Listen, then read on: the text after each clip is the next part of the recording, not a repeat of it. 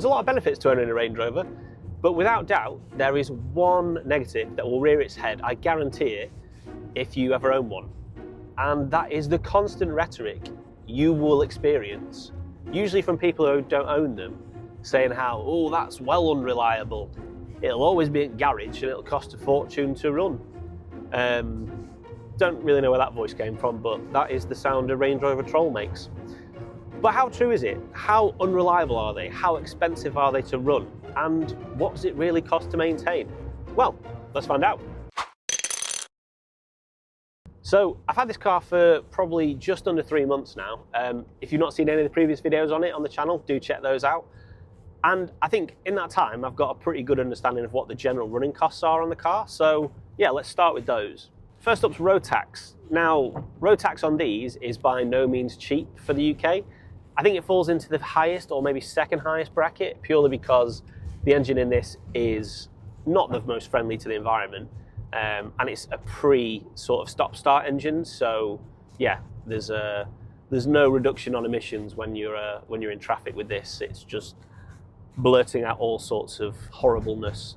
But yeah, that's the reason why. So just be mindful that, you know, if you are looking at one of these, that payment will come around every year, and it's not a particularly nice one. But the way I see it is we actually get off quite lightly here in the UK compared to our sort of European friends and even our friends across in the States. And yeah, I think for what the car is, that £700 odd isn't too bad of a price to pay to keep a lovely beast like this on the road. But yeah, it's not really a payment I'm going to be obviously looking forward to. So that's tax. What about insurance? Well, for anyone who lives in the UK will know, insurance generally across the board is pretty horrific at the moment. I think costs have gone up about sort of 30–40% over the last 2 or 3 years in the UK. And that's mainly driven by, I think, part shortages leading to increased costs of those EVs costing a fortune to repair generally due to the expertise required to repair them. And generally, manufacturers making cars quite hard to repair. I think it was Matt Armstrong highlighted on, I think it's his Range Rover video when he's doing the SVR up. The pyro fuse is behind the entire dashboard. Same with the Porsches as well. You know, these could be in places that are much easier to get to do repairs, but when you have to take out entire dashboards just to do basic repairs, your labour costs are going to go through the roof. And it's just a very clever thing for the manufacturers because, you know, well, it's not very clever, it's really annoying, but it's sneaky. You know, if we make these difficult to repair, they're going to be written off and insurers will buy new ones. So yeah, it's all a bit of a messed up market, if I'm honest. Now, increased prices for insurance are affecting all cars, but no brand has been affected more than Range Rover. And that's mainly because they're all being stolen. For anyone who's outside of the UK, I'll flash up some articles to show you how bad it actually is. But yeah, if you have a fairly new Range Rover, so probably, to be honest, it's anything L405 and newer, it's more than likely going to have cost a fortune to insure now. And unfortunately, even though these don't get nicked, as in the L322s, it still has affected them. To give you an example, I paid about £750 a year for the insurance of my BMW, which is nothing to shout about, but I think it's fairly reasonable in this market. Whereas this, which is probably worth nearly a third of what the BMW is worth, and is a 2012 car, this is close to double. Yeah, it's nearly double the price of the BMW, about $1,450, I think. Which, yeah, when you add on the large road tax payment, it's quite a chunky amount. I'm not going to lie at all. So that's a shame. I'm hoping that, you know, insurance will come down generally. I've seen some people still get really decent quotes for these, about £300 or £400, but I can't get anywhere near that. And you know, I live in a rural area. I don't live anywhere near a city. Crime rates are fairly low around here, apart from maybe farmers getting stuff nicked. And I've got a clean license, so I don't really know what else I could really do to decrease it. But I'm hoping insurance prices do come down. But yeah, nearly 1,500 quid plus 700. It's not ideal, but we move. Anyway, so we've covered insurance, we've covered tax. What about fuel? So this has a 4.4 litre diesel engine, which means it is going to be thirsty, and it is thirsty. However, it's no way near as bad as I thought it would be. It's really not. You know, I did a trip into Edinburgh recently and I was averaging sort of 35, 36 mpg, and that car was fully loaded with the family. And that drive from where I live is like uphill all the way, effectively. So all in all, not bad. I mean, on average, sort of driving around town and on my commute, it's obviously much less. It's around 24 to 25 mpg. But I think I probably do about 8 to 10,000 miles a year. Not always in the same car, but at the moment with this, over the last 3 months, I'm spending about £250 a month on fuel, which, when I compare to the 330e, I put about 40 quid of petrol in that a month. So comparative to that, it's very thirsty and a lot more expensive. At the end of the day, this thing weighs near 3 tons. It's got a 4.4 litre engine. It was never going to be economical, and I knew that going in, so it kind of is what it is. And also, when you compare it to other cars I've had outside of the 330e, which was a hybrid, it's not that much more, and it's quite comparable to other things. It's very similar to the Cayman that I had. That obviously is a sports car, and it got driven a lot more enthusiastically, so you kind of expect that. But yeah, it's not outside of the realms that I thought it would be. So based on $250 a month, that's £3 a year, which brings the total running cost to this to just over £5 a year. And I'm not gonna lie, that's more than I thought it was gonna be. I don't know why I thought that. I'm probably gonna regret doing this video now, making me question myself. I was gonna say the stupid cliche statement of it's a small price to pay. It's definitely not a small price to pay. And I think that just really puts into perspective, you know, how expensive these cars are just to run day to day. For me, I can justify it, definitely given the price of this car. For those of you who don't know, it costs just under £7,000. So, you know, there's trade-offs to, I don't have anything to pay a month for this car. It's fully paid off.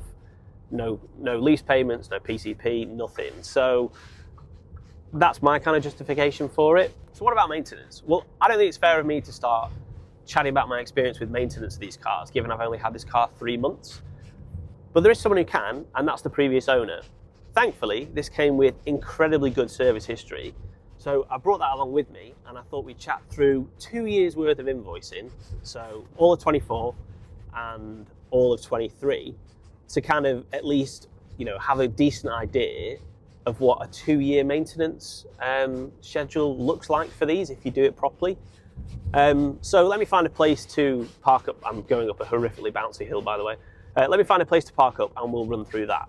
As far as my costs so far, I've got a service due soon. I'm going to service this annually because that's what you probably should do. And I think, you know, you can't really over-service a car. I'd just rather know that it's been done right and that any issues that I may have missed are being flagged up and raised to me. So that's my kind of rationale for that. That's going to be done soon. I think that's about 350, maybe nearly £400, plus whatever else they're going to find. I've had to pay for a bit of coolant because, as some of you may have seen the video with everything that's wrong with this so far, there seems to be a small coolant leak, which, spoiler alert, I may have solved the riddle on that one, so I'll share that with you later on in the video. I think that's probably about it, to be honest. But one thing I will say, I don't know if it's just me, this thing seems to drink screen wash like nothing I've ever had before. I don't know if there's a crack in my reservoir or something, but yeah, I seem to be filling this up a lot, and I wouldn't say I'm, you know, absolutely peppering the stock. What do you call it? Stock? The button that dispenses the the washer fluid. But yeah, I seem to be spending most of my money after fuel on washer fluid for this thing, so God knows.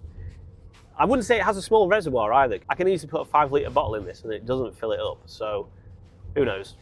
Maybe I'll keep an eye on that one. Small things, there's bigger issues to deal with. So yeah, I think that's probably about it. Right, so parked up, got a nice spot. Let's have a look at this service history. I'm hoping you can see the view. It's quite misty over there, but it is quite nice, so hope you can. If you can't, then unlucky. Anyway, so yeah, I thought it best to look at this history in a bit of detail. I'm not going to bore you to death with all of it. I've only picked out 2 years worth because I think that's a good sort of sample size to take from. The car does have a full service history anyway, so it's been serviced every year. Obviously not always at main dealer. The previous owner seemed to have just used a specialist, which is obviously what we want. But yeah, I picked out 2 years worth, and as you can see, there's quite a few invoices. Right, so going chronologically, let's go back to February 2023. It looks like then he had a gearbox service, and I think can't work out if this is minor or major service. That was £848, so not too bad, still a little bit chunky. April the same year, so April 23, it looks like he was getting a few knocks on the suspension, had a bit of suspension work done in respect to replacing of arms and bushes. That came to £656. So, yeah, that's a little bit chunky. That was it for 23, so not overall too bad. Moving on to February 24, it looks like he had another service. Seems to have been like within a few days of a year of the last service, so yeah, the nerd in me really appreciates that. That was for a price of £540. Nothing unusual with that, I wouldn't say. Then on the same day, it looks like he had the front and rear brake pipes renewed and some new front brake pads fitted for £971. That's another chunky bill. And then finally in July 24, it looks like there was a fault with the air suspension, which needed, I think, a new suspension strut, new sensor, and also a replacement switch for this, amongst a few other little bits. And that came to £1,909. That's a tasty bill, isn't it? So I was going to say that's 2 years worth of servicing at just under £5,000, which sounds chunky. I think there's a few elements to this one. This obviously did have a good service history, and that the service record, there was a stamp every year. There's probably less invoices I would have expected to see for a car of this age. So I don't know whether they're missing or this person has just been kind of picking up the slack on a bit of maintenance, because I think they owned it 5 or 6 years, and you can tell when they've owned it, there's a lot of invoices that they've paid. So maybe the person who owned it first kind of slacked a little bit. I don't know. But I think in the grand scheme of things, I don't think it's that bad. You're not going to have 18-month periods usually of like that all the time. I think in my head, I'm budgeting around £1,500 to £2,000 a year to keep this like well maintained and serviced. And I don't think that's unreasonable. I don't think it'll be that every year, but I'm kind of assuming that for when those years appear. I think you can tell a lot I'm trying to justify the cost of this car. It puts a smile on my face, so I'm happy to pay it, but I understand why some people won't. Say if we just split that down the middle and called it 2 years, you know, that's £2,500 a year for maintenance. And it's also just over £5,000 in actual like running costs. So you're looking around £7,500 to £8,000 to run and maintain these if you're unlucky.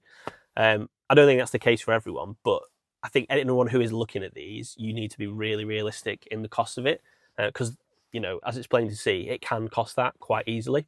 So yeah, I'm hoping that was helpful, just to give a bit of insight for people who don't own these cars. Oh, just before you go, for those of you that did watch the video I did on everything that's kind of wrong with this car so far, again, I can't touch wood at all.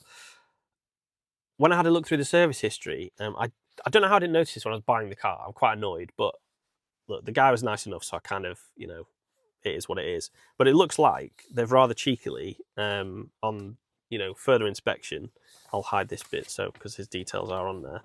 They appear to have sort of struck out or blacked out the mechanic's notes. And like I said, I didn't notice this the first time round. And when I was looking at this is the February 24 invoice, there is a note here, if I look extremely closely. It says, engine appears to be leaking coolant down the rear of the engine. So, the leak's obviously coming from the oil cooler. The fact it's leaking down the side of the engine makes me think it's probably one of the, is it the O-rings or the gaskets? And it should be a fairly easy fix. But yeah, it's annoying that they have blacked those out, and I've noticed a few of them on other ones, but they all seem to disappear later on, so it looks like work they've actually had done. Kind of annoying that's been hidden from me, but also kind of hopefully, fingers crossed, that's not a major issue. Again, please let me know in the comments below if I'm being really naive and I should get it looked at immediately. If it is just the O-rings or gaskets or whatever they're called, I think I probably will just try to fix that myself. But yeah, if it's anything a bit more untoward that I'm being naive about, do shout up in the comments, because I don't want this thing to have any more problems. So yeah, hopefully that's that mystery solved. I think that's it, guys. I hope you enjoyed the video. If you did, don't forget to give it a like. And if you're not already subscribed to the channel, do give that button a little slap for me. It really does help. And yeah, I'll just keep the content coming. Cheers, guys.